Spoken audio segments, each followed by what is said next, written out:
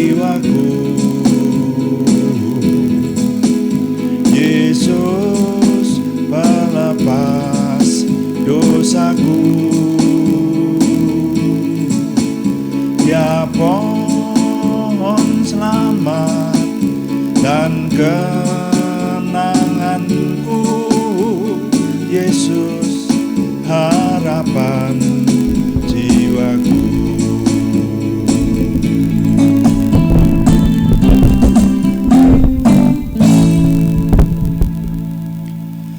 Bapa, kami mengucap syukur untuk malam hari ini. Tuhan memberkati kami mempersembahkan doa malam kami.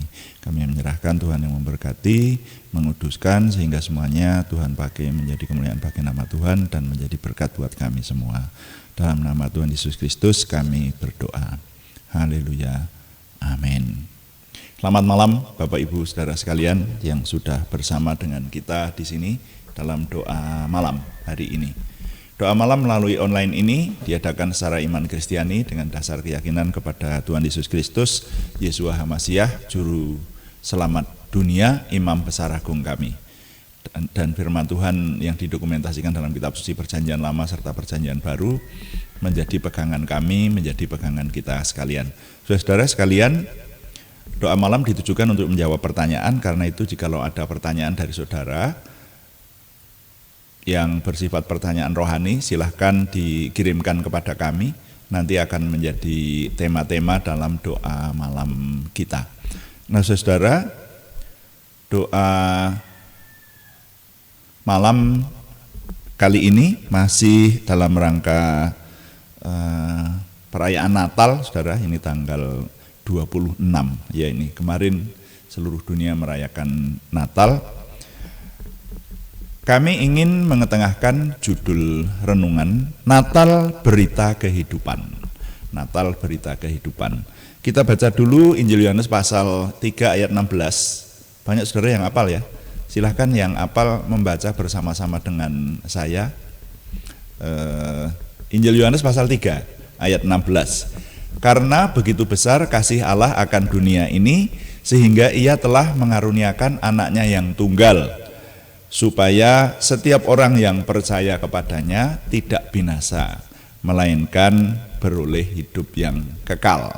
Nah, demikian firman Tuhan dari Injil Yohanes pasal 3 ayat 16. Nah, saudara, mengapa Natal menjadi berita kehidupan? Saudara, ada banyak teori mengenai kehidupan manusia. Ada yang menteorikan, ya saya pernah dengar ini, saya pernah dengar waktu kecil itu ada kakek saya menyatakan bahwa penciptaan manusia itu hanya dari segenggam tanah begitu, lalu dicipta menjadi manusia. Nah itu kisah-kisah semacam itu. Lalu ada teori yang mengatakan bahwa dunia ini terjadi karena ledakan besar. Nah, ya, jadi ledakan besar kemudian terciptalah dunia ini. Ada yang menyatakan teori bahwa dunia ini tercipta dalam waktu yang sangat lama. Tadinya makhluk manusia itu tidak berwujud manusia tetapi berwujud yang lain, lalu berevolusi, lalu akhirnya menjadi manusia dan lain-lain. Nah, ada beberapa teori semacam itu namanya teori, dan sesuai dengan keyakinan dari banyak keyakinan di dunia ini, ada teori-teori mengenai kehidupan manusia itu. Nah, saya dan kami semua yang berkeyakinan kepada iman Kristiani memiliki kepercayaan bahwa manusia itu diciptakan oleh Tuhan. Dan karena manusia jatuh dosa pada zamannya Adam, belum punya anak, Adam dan Hawa, maka manusia kemudian terkena kutuk dan diusir oleh Tuhan dari Taman Eden. Kadang-kadang Taman Eden itu ada yang mengidentikan dengan surga, saudara ya. Ada yang membedakannya, itu tergantung penafsirannya. Ya, ya, Taman Eden atau Taman Firdaus. Nah, kemudian manusia jatuh ke dunia ini. Dunia ini menjadi terkutuk sehingga manusia itu terpisah dari Tuhan. Itu kitab suci kita memberikan catatan sejarah suci yang seperti itu. Jadi manusia itu terpisah hubungannya dengan Tuhan. Ya, makanya manusia untuk mencari Tuhan itu sulit. Pada zaman Perjanjian Lama orang tidak mengenal Tuhan. Manusia mencari Tuhan itu dengan menciptakan agama. Makanya banyak agama atau banyak keyakinan yang terjadi. Kalau itu sampai sekarang, saudara, tinggal kita mau memilih menganut yang keyakinan yang mana.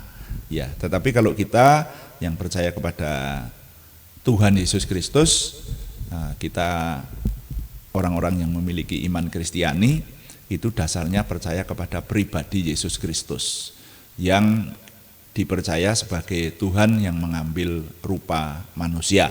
Kalau itu tidak terbantah, awalnya dari situ, saudara-saudara sekalian. Nah, dengan kepercayaan itu, maka kita percaya juga kepada sejarah suci yang mengatakan bahwa manusia itu sudah terpisah dari Tuhan. Jadi akibat dosa yang utama itu adalah terpisahnya manusia dengan Tuhan. Dan sudah sejak awal dijanjikan bahwa akan hadir yang disebut Mesias, yang akan menjadi imam besar agung, akan menjadi pengantara manusia dengan Tuhan. Maka Natal kita memperingati kelahiran Tuhan Yesus Kristus yang lahir menjadi manusia. Sekali lagi, iman Kristiani mempercayai bahwa Yesus Kristus itu adalah Tuhan yang mengambil rupa manusia. Jadi salah besarlah kalau sekarang ini ada retorika yang menyerang iman Kristiani bahwa iman Kristiani itu mentuhankan Yesus Kristus, dan Yesus Kristus dianggap sebagai Tuhan sejak Konsili Nisea, pertemuan bapak-bapak gereja yang mengesahkan bahwa Yesus itu adalah Tuhan yang mengambil rupa manusia. Itu kalau dikatakan iman Kristiani itu mempercayai Yesus itu sejak Konsili Nisea. Jadi itu keputusan rapat bersama memutuskan Yesus adalah Tuhan yang menjadi manusia.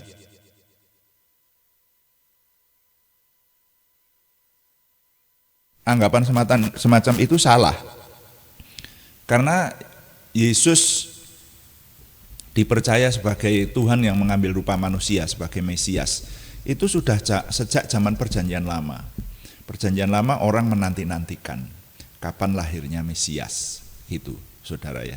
Bukan sejak Konsili Nisea. Nah, tapi kalau ada orang yang berpegang dan tetap mempertahankan pendapatnya itu, ya silahkan, ya. Walaupun pendapatan itu sudah terpatahkan seperti itu. Tapi kalau menuduh bahwa iman Kristiani itu mentuhankan manusia, manusia yang dianggap sebagai Tuhan, itu keliru.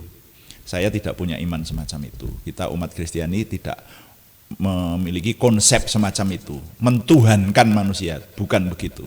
Karena kebalik, ya, bayi Yesus Kristus yang lahir itu disertai dengan banyak mukjizat dan sudah dinubuatkan ribuan tahun sebelumnya. Bahkan ketika manusia pertama jatuh dosa, akan lahirnya Mesias itu sudah dinubuatkan. Sehingga orang-orang yang percaya bahwa Yesus adalah Tuhan yang mengambil rupa manusia itu orang-orang yang berpegang kepada dasar teologi yang sudah sejak ribuan tahun dipegang oleh umat pilihan Tuhan. Nah, seperti itu. Jadi bukan tiba-tiba ada manusia namanya Yesus Kristus lalu dianggap sebagai Tuhan, itu bukan begitu. Ya. Tapi kalau ada orang yang sampai sekarang ini menyerang dan punya pendapat seperti itu, ya silahkan saja. Tapi saya sebagai umat Kristiani, iman saya tidak mengatakan semacam itu. Saya tidak menuhankan manusia. Mana bisa manusia dianggap sebagai Tuhan gitu. Ya. Yang terjadi kepada pribadi Tuhan Yesus Kristus adalah kebalikannya. Dia sejak awal dijanjikan akan lahirnya Mesias, kemudian dia membuktikan diri mulai dari dikandung oleh Maria yang waktu itu belum bersuami, dan kehidupan Tuhan Yesus sendiri membuktikan bahwa sifat-sifat ilahinya itu melekat dan menunjukkan kepada dunia bahwa dialah Tuhan yang mengambil rupa manusia dengan segala implikasinya. Jadi kalau implikasinya ini, segi-seginya ini diperdebatkan, ya silahkan saja. Karena otak manusia itu bisa memikirkan macam-macam, mengkritisi silahkan, boleh saja dikritisi. Tapi saya mantap, ya kami orang-orang yang berpegang kepada iman Kristiani dengan mantap dan tidak tergoyahkan, Yesus adalah Tuhan yang mengambil rupa manusia. Dan itu bisa dijelaskan dengan akal, saudara ya. Jadi tidak ngawur, tidak asal menyatakan bahwa Yesus itu Tuhan yang mengambil rupa manusia, gitu. Tidak ngawur, tetapi bisa dijelaskan dengan akal. Ada sejarahnya, ada nubuatannya, dan bahkan kehidupan Tuhan Yesus itu menunjukkan dengan persis, dengan tepat sifat-sifat keilahian yang tidak dimiliki oleh manusia lain.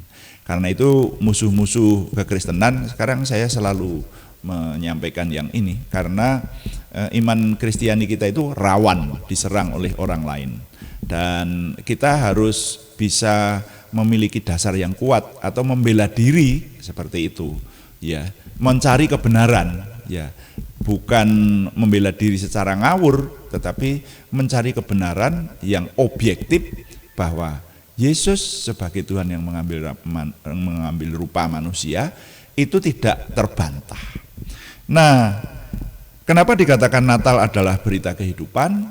Firman Tuhan yang kita baca tadi menyatakan bahwa barang siapa yang percaya kepadanya tidak binasa tetapi beroleh hidup yang kekal. Yang diperlukan hanya percaya dan mengikut, itu saudara ya. Percaya dan menjadi pengikut Yesus, dalam hal ini menjadi murid Kristus, maka hidupnya tidak binasa. Agama apapun kecenderungannya mengajarkan bahwa setelah manusia meninggal itu masih ada roh.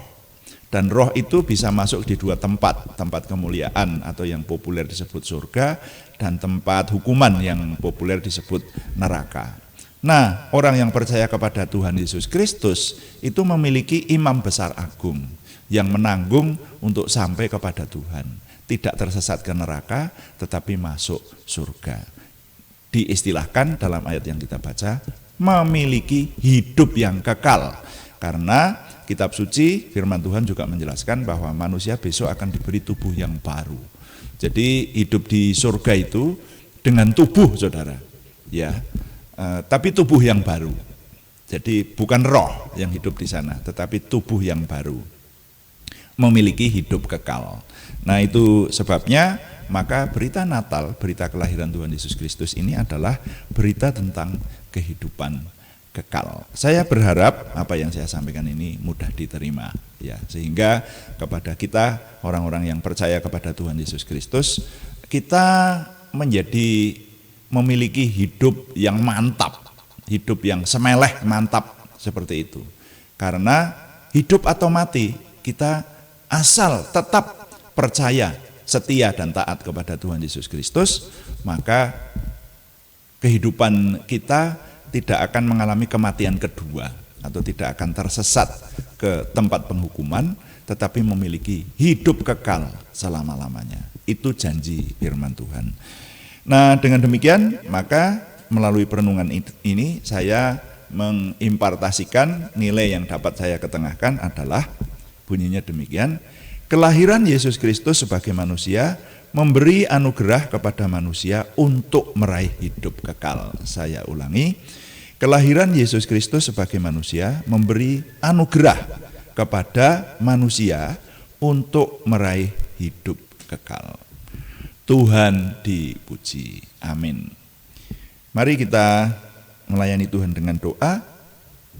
Kita berdoa sesuai dengan yang Tuhan ajarkan melalui firman-Nya.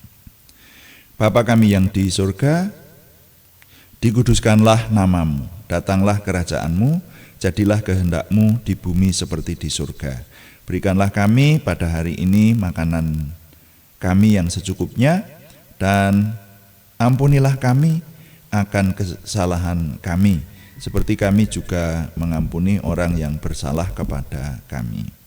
Dan janganlah membawa kami ke dalam pencobaan, tetapi lepaskanlah kami daripada yang jahat, karena Engkaulah yang mempunyai kerajaan dan kuasa dan kemuliaan sampai selama-lamanya.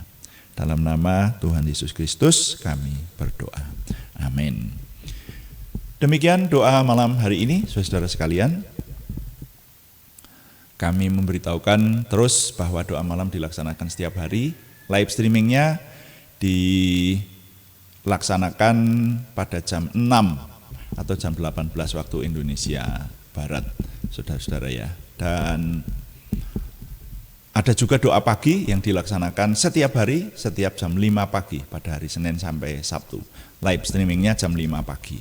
Tapi kalau saudara terlambat mengikuti live streaming, tetap bisa mendengarkan renungan kami yang sudah didokumentasikan di channel kami. Jadi tidak akan ketinggalan mengikuti seri yang ada, karena kalau yang doa pagi itu membaca Alkitab secara berurutan mulai dari kitab Kejadian. Saudara yang setia mengikuti bersama dengan kami belajar seluruh isi Alkitab. Nah, terima kasih kepada semua yang sudah setia mengikuti. Puji Tuhan, hari ini di tengah-tengah kesibukan saya, jadi sekali lagi tadi pagi juga sudah kami beritahukan, keluarga besar saya sedang kehilangan salah satu anggota keluarga kami, yaitu adik ipar saya, Ninik Budiningrum, dipanggil Tuhan dan kami kebumikan hari ini. Saya berusaha di tengah-tengah kesibukan ini tetap hadir di ruangan Anda melalui mekanisme online ini menyampaikan doa malam. Terima kasih kepada semua yang sudah mendukung. Sekali lagi kami tetap mengharapkan dukungan Anda, setidaknya dukungan doa. Juga terima kasih yang belum memberikan subscribe, berkenan memberikan subscribe, like, komen, dan share, bagikan kepada teman-teman lain sehingga lebih banyak lagi yang diberkati bersama dengan kita. Selamat malam, Tuhan memberkati. Amin.